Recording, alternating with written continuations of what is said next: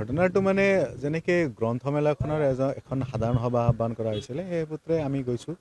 তো যোৱাৰ পাছত মিটিং আৰম্ভ হোৱাৰ পাছত তেওঁলোকে মানে কিছুমান ব্যক্তিসকলে তেওঁলোকে যিজন আগৰ সভাপতি আছে তেখেতক মানে স্থায়ী সভাপতি পাতিবৰ কাৰণে তেওঁলোকৰ মানে আলোচনা, তেখেতে সভাপতি থাকিব লাগে। তো তেখেতে যেতিয়া মানে সভা আৰম্ভণিত একচুৱেলি এক্সিকিউটিভ যিটো ৱৰ্কিং প্ৰেচিডেণ্ট আছিলে তেখেতে মানে সভাখন চলাই আছিলে। তো তাৰপিছত স্থায়ী সভাপতি মানে আব্দুল খালেক ডাঙৰীয়া তেখেত আহিলে। অহাৰ পাছত তেখেতে কৈছিলে যদি সভাপতিলৈ কোনো ধৰণৰ কাৰো দ্বিমত আছে, যদি বেলেগ কোনো সভাপতিৰ প্ৰস্তাৱ আছে তেতিয়াহ'লে দিব পাৰে। তো গোটেই সভাখনত মানে চবেই গোটেইখিনি মানুহে মানে তেখেতে সভাটো পাতিছিলে। কিন্তু মই যিহেতু সুধিছিলে ক'ৰবাৰ দ্বিমত আছে নেকি, তেতিয়া মই কৈছিলোঁ যে নাই, যিহেতু এখন ৰাজহুৱা অনুষ্ঠান গ্ৰন্থমেলা আৰু সাহিত্যপ্ৰেমিক ৰাইজ থাকে বা গ্ৰন্থৰ লগত জড়িত মানুহবিলাক থাকে, গতিকে তেখেতে বহুত বছৰৰ পৰাই এই গ্ৰন্থমেলাৰ এটা নেতৃত্ব দি আহিছে। মই সেই কথা অস্বীকাৰ নকৰোঁ, তেখেতৰ অৱদান বহুতখিনি আছে। কিন্তু এজন মানুহ সদায় স্থায়ীভাৱে যে সভাপতি হৈ থাকিব লাগে সেইটো কথা নাই। গতিকে মই তাত এজন আমাৰ শ্ৰদ্ধা শিক্ষাগুৰু আৰু সেইখন সভাৰ মানে working president Abu Bakr Siddique sir, মানে নৱজ্যোতি কলেজৰ অৱসৰপ্ৰাপ্ত অধ্যাপক, তেখেতৰ নাম মই প্ৰস্তাৱ কৰিছিলোঁ। যদিও সেই প্ৰস্তাৱত কোনো ধৰণৰ সমৰ্থন নাছিলে, তাৰপাছত বাকীসকলে তেওঁলোকৰ নিজস্ব যুক্তি দিছিলে নে আগৰ সভাপতি থাকিব লাগে, আব্দুল খালেকে সভাপতি থাকিব লাগে। মই আৰু একো কোৱা নাছিলোঁ। গোটেই সদনে যিহেতু তেখেতক সমৰ্থন কৰিছিলে, ৰাইজে মানে তেখেতকে বিচাৰিছে, মই একো কোৱা নাছিলোঁ। পাছত সভাপতিজনে তেখেতে মানে আকৌ মোক সুধিছিলে যে গোটেই সদনে যিহেতু মোকেই সভাপতি হিচাপে বিচাৰিছে, তো তুমি সদনৰ লগত একমত নে তোমাৰ আগৰ যিটো মত আছে সেইটোতে অটল আছা? মই কৈছিলোঁ যে সদনৰ যিটো মত সেইটোক মই সন্মান কৰোঁ, কিন্তু এতিয়াও মোৰ মতে মই ঠিকেই আছোঁ। মোৰ মতটো এতিয়াও মানে দ্বিমতে হৈ আছে। মই সদনৰ মতে মই একমত নহয়, সেইটো কৈছিলোঁ। পাছত আৰু কৈছিলোঁ যে যিহেতু এটা কথা ক'ব কৈছিলোঁ যে যেতিয়া ৰাজহুৱা অনুষ্ঠানত যেতিয়া সৰ্বাত্মক ৰাইজৰ উপস্থিতি আমি কামনা কৰোঁ, কিন্তু এই কথাখিনি শেষ হোৱাৰ আগতেই তেখেতৰ কিছুমান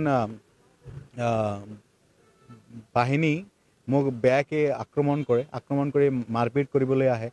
তো সেই পৰিস্থিতিত কিছুমান মানুহে মোক তাৰ পৰা খালি কোনোমতে লাহেকৈ তাৰ পৰা ওলাই দিয়ে। এইখিনি ঘটনা। পিছলৈ মানে বস্তুটো হ'ল যে মানে তেওঁলোকৰ আব্দুল খালেকৰ কিছুমান ভক্ত সেইসকলে মোক বেয়াকৈ আক্ৰমণ কৰিবলৈ আহিছিলে, মোক গতিয়াই দিছে, মানে তাৰ পৰা ধাক্কা মাৰি দিছে।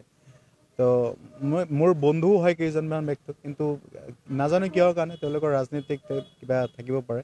কিন্তু এনেকুৱা পৰিস্থিতি এটা হ'ব নালাগিছিলে, যিহেতু ৰাজহুৱা অনুষ্ঠানত চবৰে গণতান্ত্ৰিক অধিকাৰ আছে কথা কোৱাৰ। কিন্তু মোৰ যেনেকুৱা বোধ হ'ল যে সেই বস্তুটো কোনো ৰাজহুৱা অনুষ্ঠান বা যেনেকৈ গ্ৰন্থমেলাখন সদায় শান্তিপ্ৰিয়, সভ্য আৰু সাহিত্যিক মনোভাৱৰ মানুহখিনি উপস্থিত থকাটো দৰকাৰ, আৰু তেওঁলোকে হয়তো মানে ইমানখিনি সহনশীল হ'ব লাগে। যেনেকৈ কোনোবাই দ্বিমত থাকিব পাৰে সভাপতিক লৈ, এইটোতো ৰাজহুৱা এইটো কোনো ৰাজনৈতিক কোনো দল নহয়, এইটো ৰাজহুৱা অনুষ্ঠানহে সভা, মানে গ্ৰন্থমেলা এখন। তাত সভাপতিক লৈ ইমান এটা কাজিয়াটো হ'ব নালাগে যে এক পক্ষ দুই পক্ষক মানে আক্ৰমণ কৰিব, এনেকুৱা হ'ব নালাগে। ইমানখিনিতো সহনশীল হ'ব লাগে বা অকণমান সভ্য প্ৰকৃতিৰ বা শান্তিপ্ৰিয় মানুহ হ'ব লাগে বিশেষকৈ। কিন্তু তাত দেখা গ'ল বেছি সংখ্যক মানুহে এটা গুণ্ডা বাহিনীৰ নিচিনা তেওঁলোকে মানে মোক আক্ৰমণ কৰিলে, আৰু গোটেইখিনি মানুহে সেই আব্দুল খালেকৰ ভক্ত, মানে তেওঁলোকৰ খাচ মানুহখিনিয়ে মোক এনেকৈ আক্ৰমণ কৰিছে। মই চাওক, এইটো লৈ আইনী ব্যৱস্থাটো গ্ৰহণ নকৰিম, কিন্তু গোটেই বস্তুটোক মই ধিক্কাৰ জনাইছোঁ। কাৰণ এনেকুৱা মন মানসিকতা লৈ, এনেকুৱা গুণ্ডা মনোবৃত্তি মানুহ লৈ কেনে এখন গ্ৰন্থমেলাৰ নিচিনা এখন পবিত্ৰ অনুষ্ঠান কেতিয়াও সম্ভৱ নহয়। গ্ৰন্থমেলাখন এটা খুবেই মানে শান্তিপ্ৰিয় মানুহৰ দ্বাৰা হ'ব লাগে, আৰু সভ্য সাহিত্যিক মনোভাৱৰ মানুহ থাকিলে সেই অনুষ্ঠানটোৰ বেছি সাফল্য হয়। গতিকে এনেকুৱা মনোবৃত্তিৰ মানুহ যে কথাৰ দ্বিমত হ'লেই আপোনালোকে গোটেই ফুটেজখন চাব পাৰে। মই যদি তাত কোনো ধৰণৰ অসভ্যালি বা কোনো ধৰণৰ বেয়া আচৰণ কৰিছোঁ, মই একদম শান্তিপূৰ্ণভাৱে মোৰ কথাখিনি ৰাখিবলৈ যত্ন কৰিছিলোঁ। আৰু তেখেতে সভাপতিয়ে মোক বিচৰাৰ কাৰণেহে মই দ্বিতীয়বাৰ মানে মন্তব্য দিব বিচাৰিছিলোঁ। প্ৰথমে মই প্ৰস্তাৱ কৰিছিলোঁ এজন মানুহৰ নাম, তাৰপিছত যেতিয়া সদনে গোটেই মানুহখিনিয়ে তেখেতকে সভাপতি বিচাৰিছে, মই একো কোৱা নাছিলোঁ। কিন্তু পাছ মুহূৰ্তত সভাপতিজনে মোক দ্বিতীয়বাৰ সুধিছিলে যে সদনৰ মতে তুমি একমত নে তোমাৰ মতে ঠিক আছে।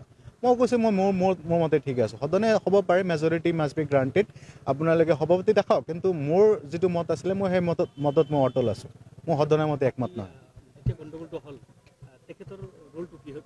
তেখেতে মইতো লক্ষ্য কৰা নাই, কিন্তু তেখেতৰ পৰা কোনো ধৰণৰ মানে কাৰোবাক মানে ৰখিবলৈ কিন্তু কোৱা নাই তেখেতে, কিন্তু একো মাত দিয়া নাই। তেনেকুৱা পৰিস্থিতি এটা হৈ আছিলে, তো হৈয়ে থাকিল। মোৰ গাড়ী চাবিখনো তাতে পৰি আছিলে, কোনোবা মোৰ বন্ধু এজনে পাছত আহি কিনে দি থৈ গৈছে। ঘটনা বুলি ক'লে ভুল হ'ব, এইটো মানে সিহঁতে পৰিকল্পিতভাৱে কৰিছে এনেকুৱা লাগিছে। কাৰণ প্ৰাক্তন সন্মানীয় সাংসদ এজনে সন্মুখত থকাৰ পিছতো কেনেকৈ এজন মানুহক আক্ৰমণ কৰিব পাৰে। আটাইতকৈ ডাঙৰ কথা কি, এটা গ্ৰন্থমেলা পাতিছে, গ্ৰন্থমেলাত AGP BJP কংগ্ৰেছ যিমানখিনি মানুহ আছে, সৰ্বদলীয় সমগ্ৰ কলগেছিয়াবাসীৰ লগতে যিমানখিনি কলগেছিয়াৰ ছাৰাউণ্ডিং এৰিয়াৰ মানুহ আছে, গোটেইখিনিকে সামৰি এইখন গ্ৰন্থমেলা পতা হয়। সেই গ্ৰন্থমেলাত কেৱল একনাট্যবাদী পাতিলে কিন্তু এইটো এটা গ্ৰন্থমেলা বুলি কোৱা নাযায়, খালেক গ্ৰন্থমেলা বুলি কোৱা যায়। খালেক গ্ৰন্থমেলা বুলি ক'ব পাৰি। মই আপোনালোকক এইখিনিয়ে ক'ম যে ধিক্কাৰ জনাইছোঁ এই সন্মানীয় প্ৰাক্তন সাংসদ ডাঙৰীয়াৰ সন্মুখত এই তেওঁলোকৰ যিমানখিনি ফ্ল'ৱাৰ্ছ আছিলে, সেই ফ্ল'ৱাৰ্ছবিলাকে তেওঁৰ ওপৰত আক্ৰমণ কৰাক মই তীব্ৰ গৰিহণা দিছোঁ। যাতে কলগাছিয়াত গ্ৰন্থমেলা পাতিবলৈ হ'লে আপুনি এনেকুৱাকৈ গুণ্ডা বাহিনীৰ দ্বাৰা আক্ৰমণ নকৰে, আৰু এনেকুৱা যদি আক্ৰমণ কৰে তেনেহ'লে কিন্তু আমিও বহি নাথাকোঁ। কাৰণ এই গ্ৰন্থমেলা তথা কলগাছিয়াৰ আপুনি যিমানখিনি আপোনাৰ অৱদান আছে তাতকৈ বেছি কিন্তু উপজেলাৰ সময়ত আপোনাক কিন্তু চাইছোঁ যে এই কলগাছিয়াত যিমানখিনি আপুনি ক্ষতি কৰিছে, কিন্তু সেইটো কিন্তু মনত আছে। আক্ষৰে আক্ষৰে কলগাছিয়াবাসীৰ লগতে সমগ্ৰ এই কলগাছিয়া ছাৰাউণ্ডিং এৰিয়াৰ যিমানখিনি মানুহ আছে আপোনাৰ কিন্তু কথা পাহৰি যোৱা নাই। গতিকে 26 কিন্তু 2026 আছে, কিন্তু মনত ৰাখিব।